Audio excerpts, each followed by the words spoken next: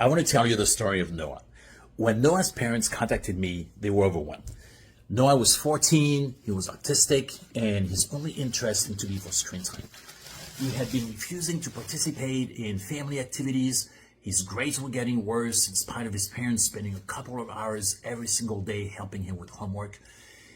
Whenever his parents set limits, he would push back. Arguments were almost constant, and he had meltdowns at least 3 times a week. His parents felt that they were losing him. Some of these challenges were typical of what many teens go through, but autism made things a lot more complex. Noah's parents were very clear on the goals they wanted to work on. They wanted Noah to spend less time on screens, engage more with the family, and be more invested in his homework. They craved quality time and less conflict. They just didn't know how to make it happen. They weren't sure it was even possible. As part of working with Noah's parents, we developed a new plan for screen time, homework, and for a few other expectations. Homework became easier. Noah started showing more ownership of what he needed to do. He became more willing to participate in family meetings on Sundays where everyone shared their wins and challenges. He was showing more interest in family activities. The arguments and the meltdowns decreased. His parents saw their relationship with Noah improve. They felt that they could breathe again. They were no longer in fight or flight all the time. So what helped? Well, before focusing on solutions, we knew that we had to understand what was truly going on.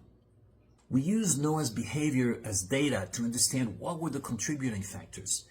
In the same way that his parents felt stuck, Noah felt stuck.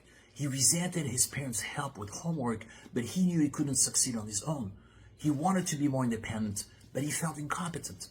I suspected that his time on screens was a way to cope with his anxiety and resentment. Even though it was not very effective, he was using screen time to self-regulate. We knew that we couldn't just tell Noah what to do because it hadn't worked so far and it was not going to work this time either. As we developed an accountability plan, we knew that we had to include Noah in the process to ensure that he was on board. We helped him find different outlets to self-regulate, like riding his bike, shooting hoops, and taking his dog for walks.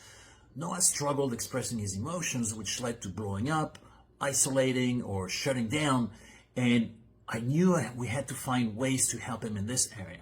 So to address this challenge, his parents learned to reframe their expectations and focus more on what Noah needed to succeed in that moment. They learned to validate his emotions and express their own in a different way. They also realized that they had a lot of anxiety about Noah's grades, which was putting a lot of pressure on Noah. By learning to let go and allowing for some failure, Noah actually felt more empowered and he became more motivated to do his homework. Instead of pushing back with homework, he started asking for help when he couldn't figure it out on his own. And that was a huge step. There were still challenges, but he was no longer in constant fight or flight mode. He showed more interest in spending time with his parents. Overall, he was becoming better regulated. As I reflect on this case, there were 3 steps that were essential. 1 was understanding what was contributing to Noah's dysregulation. 2, empowering him by including him in the problem-solving process. And 3, guiding his parents to regulate their anxiety and shift some of their strategies. The approach I used was family-centered, it was relationship-based, and it was neuroaffirming. It created no shame, and it focused on building lifelong skills, and it empowered Noah and his parents. I hope some of this resonates with you. If you're raising a child with ADHD or autism and feeling stuck, I'd love to have a conversation with you.